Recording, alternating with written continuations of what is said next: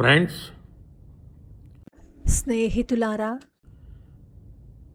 मैं जानता हूं कि पेपर लीक ये कोई मामूली विषय नहीं है।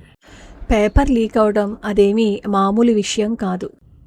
लाखों विद्यार्थी और उनके अभिभावकों के लिए बहुत ही पीड़ादायक है।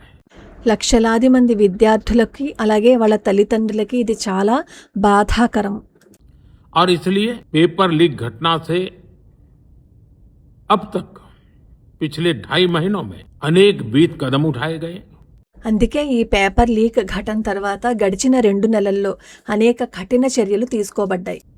गुनहगारों को पकड़ा गया है, తప్పు చేసిన నిందితులను అరెస్ట్ చేశారు, वे जेल में पड़े हैं। వాళ్ళని జైల్లో పెట్టారు.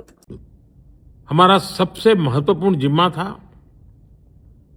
कि विद्यार्थियों का 1 वर्ष बर्बाद न हो। విద్యార్థుల 1 సంవత్సరం కూడా వృధా కాకుండా చూడడమే మా అత్యంత ముఖ్యమైన బాధ్యత. तत्काल परीक्षाएं लेना बहुत जरूरी था। सरकार ने अभी पूरी शक्ति का उपयोग करके कम से कम समय में 22 लाख जितने विद्यार्थियों के एग्जाम हो जाएं। వెంటనే పరీక్షలు నిర్వహించడం చాలా అవసరం. ప్రభుత్వం తన పూర్తి శక్తిని ఉపయోగించి దాదాపు 22 లక్షల మంది విద్యార్థులకి పరీక్షలు జరిగేలా ఏర్పాట్లు చేసింది.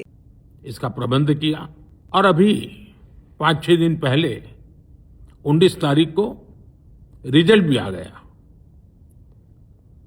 और देश भर में उत्तीर्ण हो गए विद्यार्थियों की खुशियों की खबरें भी आ रही हैं। लेकिन हम वहां पर संतोष मानने वाले लोगों में से नहीं है और इसलिए मैंने आज फास्ट ट्रैक कोर्ट के लिए विभागों को निर्देश दिए थे। आज विभागों ने लगातार मेहनत करके देर रात मुझे मुसद्दा भी दे दिया। फास्ट ट्रैक कोर्ट और कठोर सजा के प्रावधान के साथ का ये मुसद्दा कल कैबिनेट में चर्चा होगी। 5 రోజుల క్రితం ఫలితాలు కూడా వచ్చాయి. దేశవ్యాప్తంగా ఉత్తీర్ణులైన విద్యార్థుల సంతోషకరమైన వార్తలు కూడా వస్తున్నాయి. కానీ మేము దాంతో సంతృప్తి చెందే మనుషులం కాదు. అందుకే ఈ రోజు ఫాస్ట్ ట్రాక్ కోర్టుల ఏర్పాటు కోసం సంబంధిత విభాగాలను ఆదేశించాను. ఆ శాఖలు నిరంతరము శ్రమించి అర్ధరాత్రి కల్లా డ్రాఫ్ట్ని నాకు అందించాయి. ఫాస్ట్ ట్రాక్ కోర్టులు మరియు కఠినమైన శిక్షల నిబంధనలతో కూడిన ఈ డ్రాఫ్ట్పై రేపు కేబినెట్లో చర్చిస్తాము.